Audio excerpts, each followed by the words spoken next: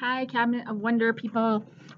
We are reading A Gift Horse, which is chapter 26 today. Neil swore swiftly in Romany. He was still cursing in what Petra assumed was a colorful way as he pulled her out of the Cabinet of Wonders. Astrophil leaped to her ear. Petra and Neil ran toward the double doors, shoved them open, ignoring the roar of the lion and the squeaky bark of the salamander. They pelted down the hallway.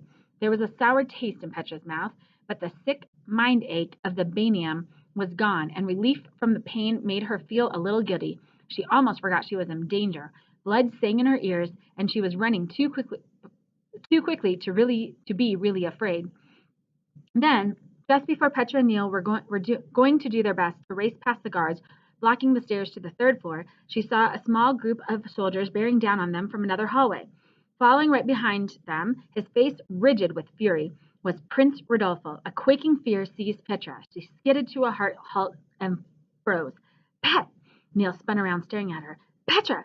His voice shook her out of her panicky trance. She tore off the silk mittens and flung them to the ground.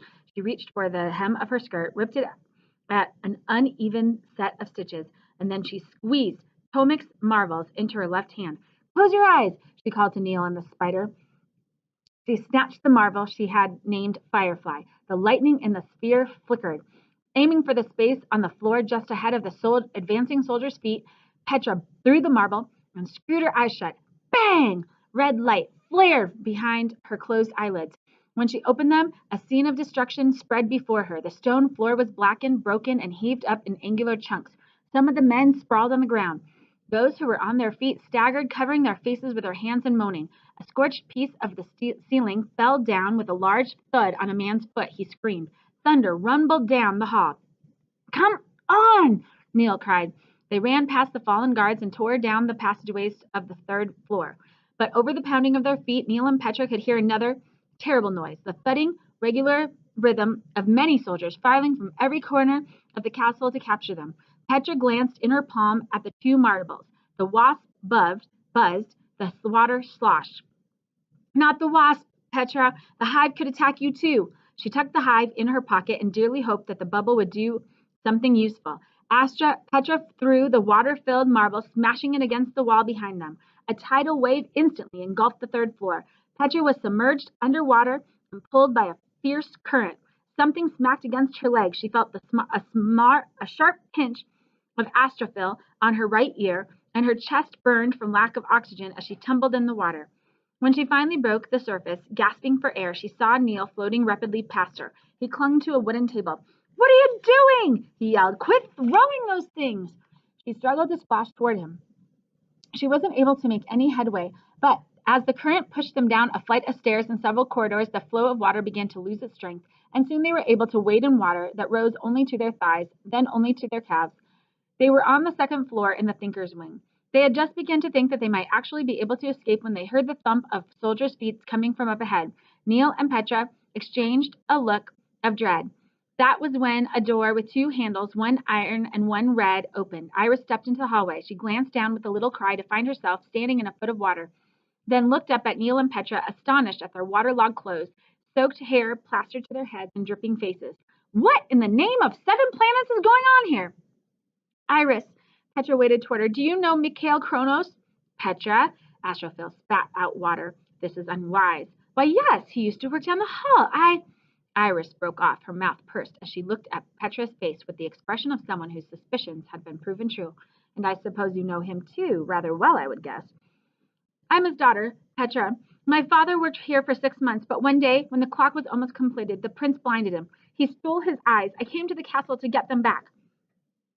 Iris gazed at Petra, uncertain. The thud of soldiers grew closer. Where do you think the prince got those silver eyes he wears for fun?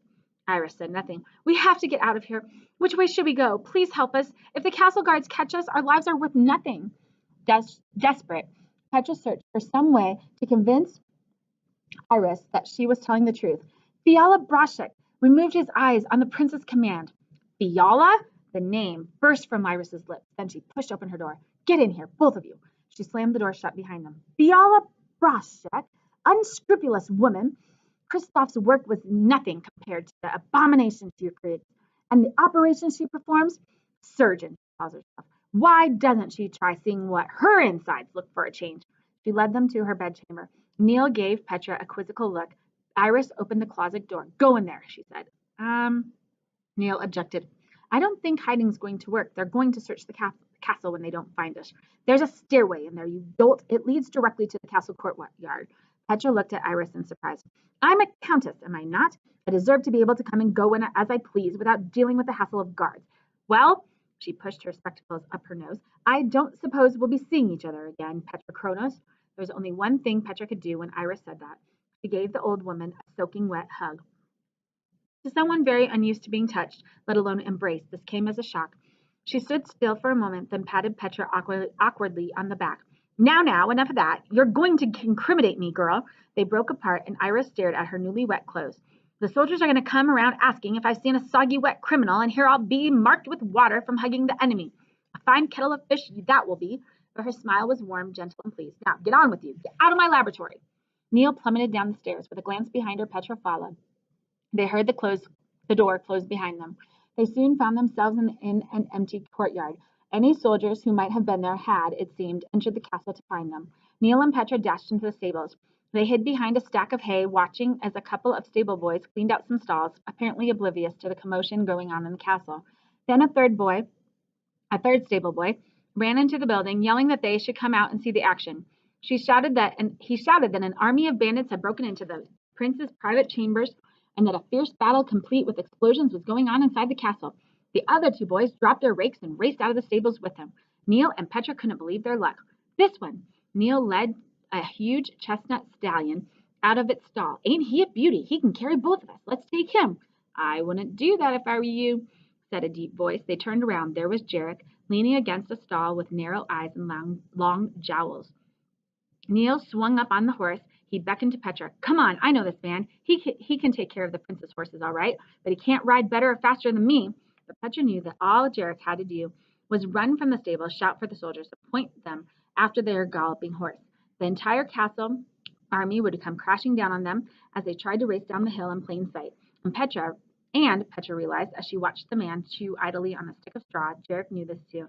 So you're responsible for the jumble and noise in the castle, he said. I guess that's what two of you were plotting in the prince's garden. I suppose you also trussed up that lad I found among the tack. You kids are in a lot of trouble, the kind that ends with a death sentence. Petra and Neil had done so much, planned so well, and had the luck to escape so many bad situations, only to be caught by a man who had treated Petra's father as if he were a bundle of sticks tossed in the back of his cart. Unfair, unfair, cried every fiber of Petra's being. Why? She demanded, her voice thick with emotion. Why does it have to be you who ruins everything for me? But it's not over, Neil yelled. Enough talking, Pet. Let's go. Yes, enough talking. Jarek stood up straight. I didn't hurt your dad. I just took him home for a bit of money. Now, that isn't the worst thing in the world a man can do, but I'm not exactly proud of it either. I know you fancy Carlsbad, but that horse isn't reliable. He's skittish. He might throw you if a squirrel runs across his path.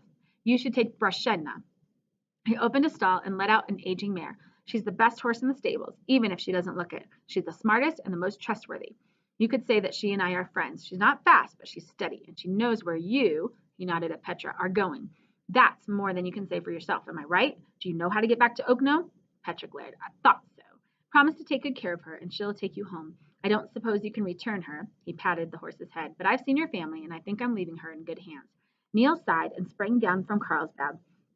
You got funny friends, Pet. He's not my friend, Petra hissed through gritted teeth as Neil mounted Breshna. Come now, Jarek said to Petra with a touch of humor. Didn't your dad ever teach you not to look a gift horse in the mouth? Then, in a sudden movement, he picked her up and set her behind Neil. Brashedna's velvet lips brushed over Jarek's hand, her large brown eyes reproachful. Then her ears pricked. She heard it before the humans did, the sound of approaching hooves.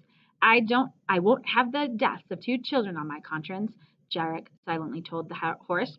Help them. He patted Brashedna gently on the rump, and she burst from the stables in a canter.